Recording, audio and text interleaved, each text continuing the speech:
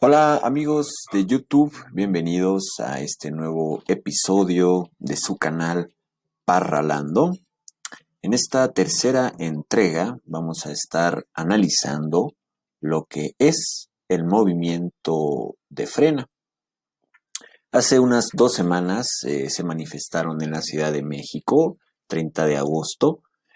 Yo me di cita, me fui para allá con cámaras, micrófonos y las preguntas preparadas para ver, analizar, escuchar y sentir de primera mano los argumentos, las sensaciones y el ánimo que tienen estos manifestantes. Me tocó también ser testigo de los discursos de uno de sus líderes, Gilberto Lozano. Si no has visto los otros dos videos anteriores a este, te recomiendo mucho que los veas, te van a aparecer aquí en la tarjetita. En esta entrega, en este tercer video, vamos a estar analizando específicamente qué es Frena, y todo su contexto histórico, político, social y económico, lo cual nos va a dar un mejor panorama de lo que realmente es este movimiento, ya que durante el tiempo hemos visto que cada vez más está presente en redes sociales, en marchas, y bueno, vamos a ver qué es lo que esconde este movimiento que presume ser totalmente ciudadano. Entonces aquí yo les hice una muy pequeña presentación. Lo importante de aquí es que nos quedemos con la información y que obviamente ustedes por su cuenta investiguen y contrasten toda esta información. En esta primera parte del video vamos a ver los dos primeros puntos, el cual es qué es Frena, quiénes son sus fundadores y aquí viene la parte interesante, que es el contexto histórico. Entonces vámonos a ello. Pues bueno, Frena. Este es un movimiento según su página web oficial, ustedes la pueden visitar. Ellos afirman que este es un movimiento totalmente ciudadano y pacífico. Tienen como objetivo quitar a Andrés Manuel López Obrador de la presidencia. A voz de los manifestantes que pude entrevistar, ellos me afirmaban que era la esperanza de México y que representaba la luz y el cambio ante el comunista de López Obrador. Y vamos a ver conforme vaya avanzando el video si esto es cierto o no solo hay ciudadanos en este movimiento. Este movimiento Frena tiene como connotación en su mismo nombre de grupo, ellos buscan frenar y evitar todos los cambios sociales y el empoderamiento civil que se ha estado dando al pueblo en el gobierno de Andrés Manuel López Obrador. Vamos a ver que Frena no es solo un movimiento que nació de 67 ciudadanos, como lo dicen en su página web, sino que este movimiento merece la etiqueta de movimiento de ultraderecha.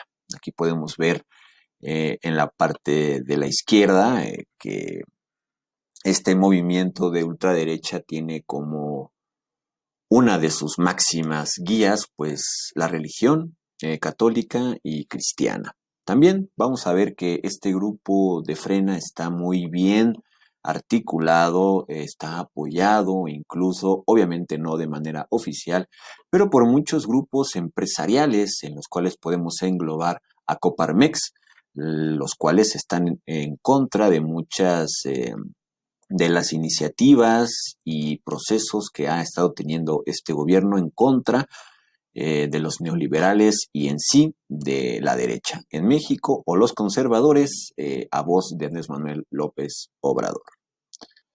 Si bien Frena es parte de esta ultraderecha mexicana, no es en sí toda, por ahora son considerados como los voceros de todo este movimiento. Uno de los más representativos o de los que más ruido hacen es Gilberto Lozano. Más adelante vamos a ver en la parte de los fundadores quién es este personaje. Frena, ellos se consideran, como ya lo habíamos platicado, un grupo pues, de ciudadanos que están en contra del comunismo y de Andrés Manuel López Obrador, pero en sus bases, en su financiamiento, el cual ellos dicen que no existe tal, vamos a ver grupos empresariales y vamos a ver grupos clérigos y evangelistas en México. Para ir un poco más lejos, vamos a declarar que Frena representa al viejo catolicismo social. Este catolicismo social tiene en sus filas también a cristianos conservadores. Resumiendo, en la perspectiva de los analistas Felipe Gaitán, Bernardo Barranco y Pedro Salmerón, este movimiento de Frena lo podemos describir como un movimiento civil autoritario ultraconservador. Esto cambia ya mucho la definición que me daban los manifestantes al decir que era un simple grupo de ciudadanos. Aquí cabe mencionar que todos los grupos de ultraderecha conservadores están en contra del empoderamiento de la sociedad civil, también están en contra de la comunidad LGTB y diferentes procesos liberales que ponen en riesgo su estatus conservador de iglesia y de moral social. Y aquí pasamos a la parte que no muchos, yo creo que incluso seguidores de Frena o los que están en contra de Andrés Manuel López Obrador, ignoran que los fundadores de este grupo Frena, que ya vimos que es de ultraderecha, conservadores y radicales, vamos a ver que dentro de sus fundadores está Pedro Ferriz de Con, un conocido comunicador de noticias pro neoliberales y pro gobierno, pero de sexenios pasados. También tenemos a un personaje pues emblemático para los golpistas que se llama Gilberto Lozano González. Aquí podemos ver pues que es un golpista y que realmente él es un peligro para México. Ya después veremos el porqué. Otro de sus fundadores es Rafael Loret de Mola, ¿sí? El papá de Carlos Loret de Mola. Y para mí, uno de los, no podría decir yo peligrosos, pero sí es un creador intelectual, religioso y conservador, el cual es Juan Bosco Abascal, que viene de una familia muy adherida al conservadurismo religioso católico. Y en la parte de la esquina izquierda inferior tenemos a el Pedro Martín Bringas, que es uno de los empresarios también muy exitosos en Nuevo León, que también ellos están en contra de Andrés Manuel López Obrador, y son estos 5 personajes, hay más, pero estos son los más visibles ante el movimiento. Pero el que lleva la batuta, el que lleva el micrófono, el que grita, el que dice una serie de sandeces es Gilberto Lozano González.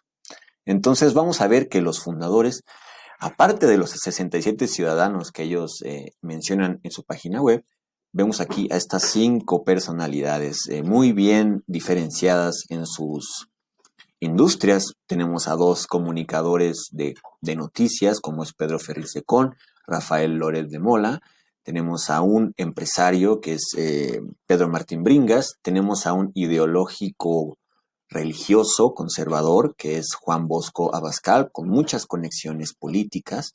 Y tenemos a uno igual de los voceros de las empresas de FEMSA, Coca-Cola, Bimbo, Oxxo, Kellogg's, etcétera, que es Gilberto Lozano. Y aquí vamos un poco más profundo a quiénes son los fundadores y de dónde están sacando, digamos, financiamiento, porque Igual y no se puede ver tanto en las marchas ese financiamiento, pero sí lo vamos a ver mucho en redes sociales porque todo el tiempo están ahí apareciendo y eso cuesta dinero. Entonces, aquí tenemos a Bimbo, Oxxo, Coca-Cola y FEMSA, que son unas de las empresas que han estado en contra del etiquetado frontal que ha hecho este gobierno, el cual ha dicho que pues es una muy mala jugada para sus negocios y para sus intereses. Esos dos personajes que vemos, el primero es Lorenzo Roel, uno de los voceros de la Coparmex, y el otro es Claudio X González. Estos dos son también uno de las partes más importantes de lo que es Frena, ya que aquí viene mucha ideología empresarial y también viene mucho financiamiento monetario. Aquí podemos ver que muchas empresas, no solo ciudadanos, están en contra de Andrés Manuel López Obrador y aquí tenemos algunos de sus voceros. Alguien me ha dicho, y es muy real esto, es que cuando rastreas el dinero de alguna organización, ahí es donde puedes ver sus verdaderos ideales. Recordemos que estos personajes, ellos no están interesados tanto en defender los intereses del mexicano a pie, sino ellos están defendiendo intereses gremiales, corporativos, los cuales les dejan muchos dineros individuales a ellos. Tenemos que ver que los grupos empresariales del Bajío y de Monterrey son los que más, con más fuerza se oponen a esta 4T y al gobierno actual. Vamos a ver también que estos ya 7 personajes que te mostré en la pasada y en esta diapositiva, ellos se consideran empresarios y también se consideran conservadores religiosos, si bien no abiertamente están vinculados a estos grupos.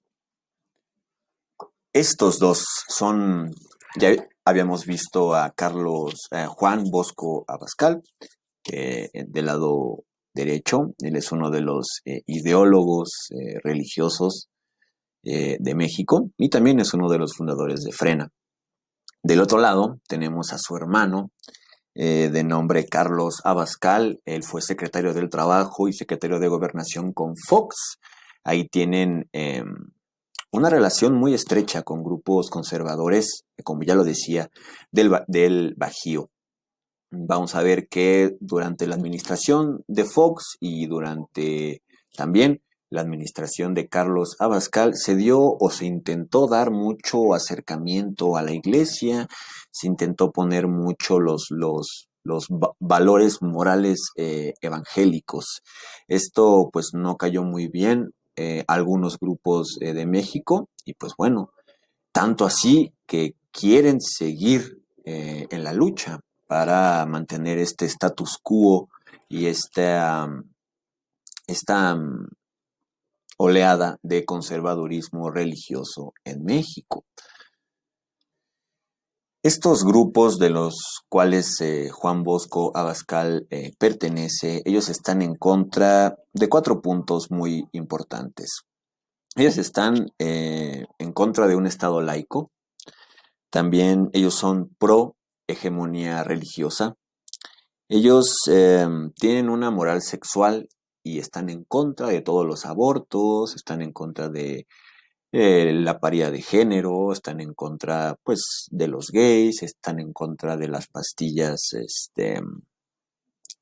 para las mujeres, para que no tengan hijos, anticonceptivos sería la palabra correcta.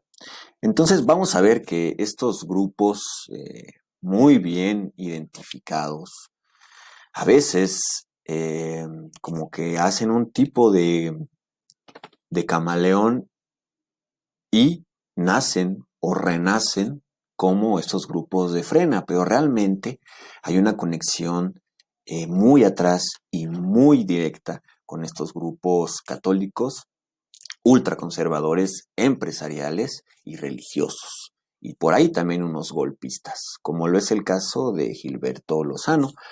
Aquí podemos ver dos manifestaciones, una me parece que es de Provida, la otra me parece que es de Profamilia, que también son dos grupos que nacen después de otros más conservadores que vamos a ver más adelante. Y el mensaje es claro, ¿no? Ellos están en contra y quieren frenar toda esta libertad pues civil, eh, pues del género y de la libertad de las mujeres, de los hombres y de terceros géneros.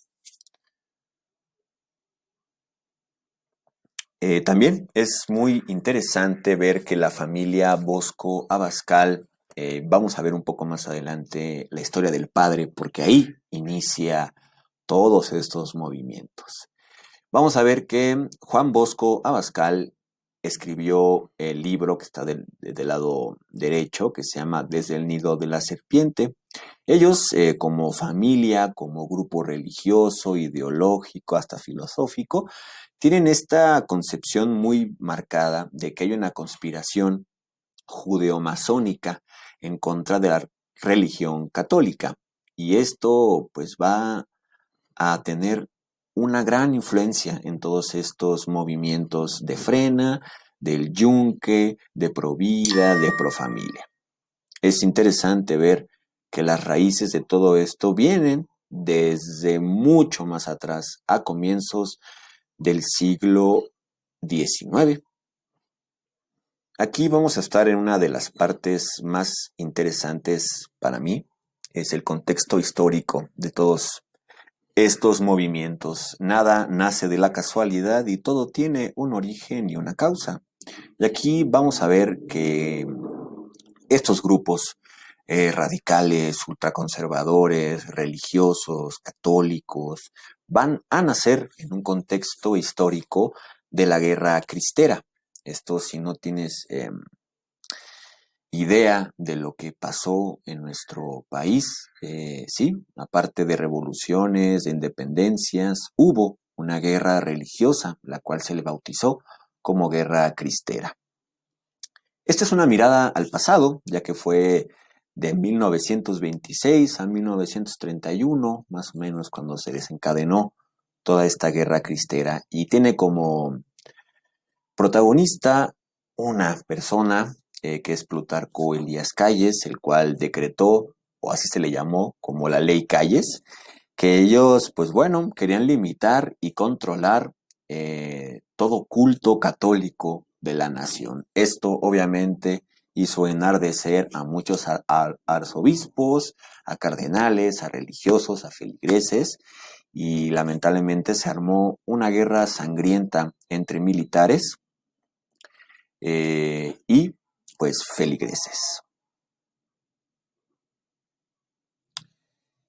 Y aquí la historia nos va a dar un poco la razón o nos va a dar un poco el rastro de por qué actualmente en el Bajío y en el norte de la República es sobre todo donde hay estos grupos conservadores, estos grupos golpistas y eclesiásticos.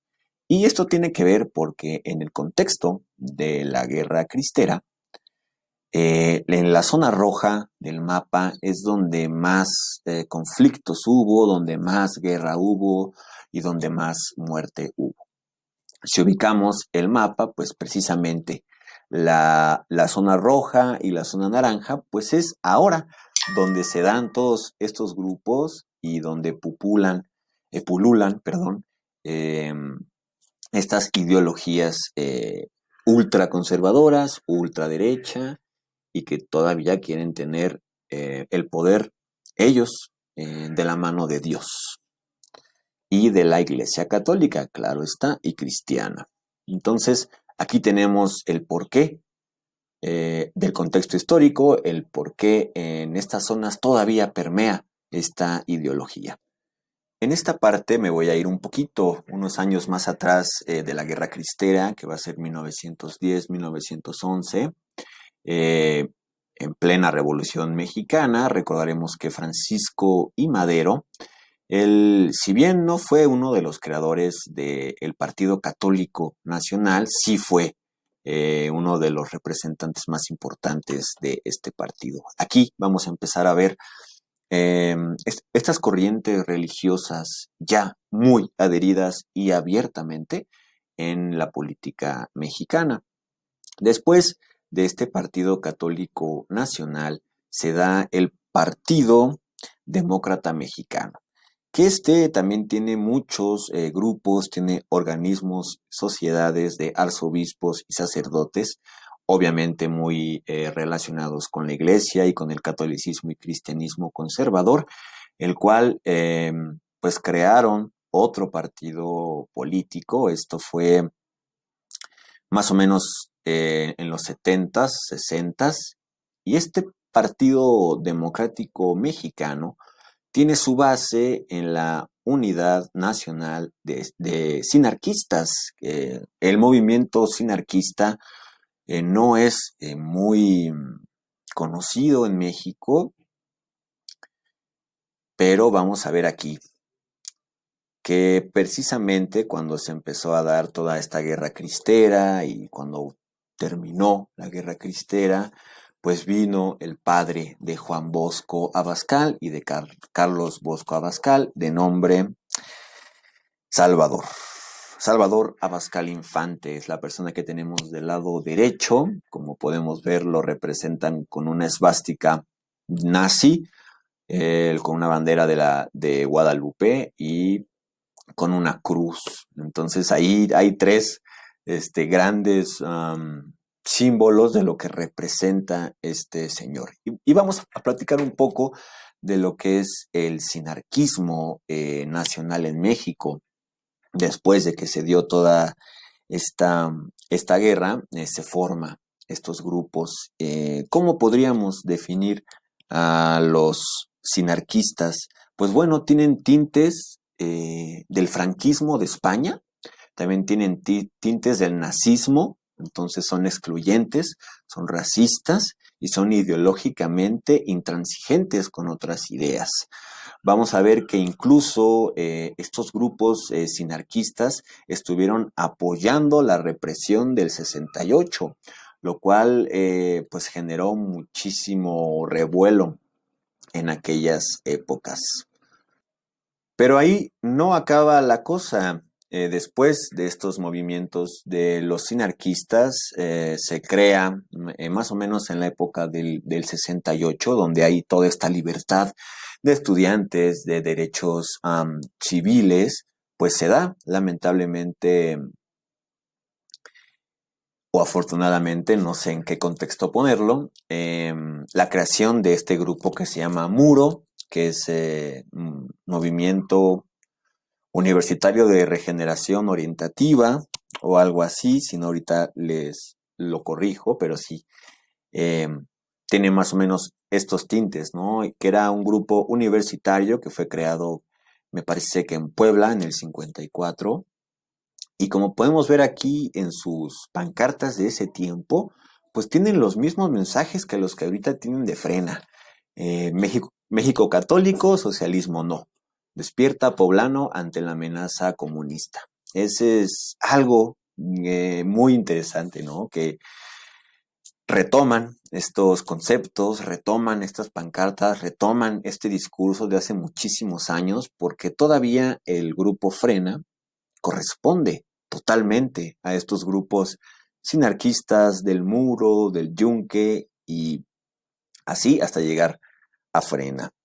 Vamos a ver también, después de este grupo llamado Muro, vamos a ver el llamado, este sí es un poco más popular, que es el Yunque, este grupo que viene del Bajío, de Guanajuato, ultraconservador católico, muy unido al PAN. Se dice que con Fox y Calderón estuvieron ahí como uña y mugre.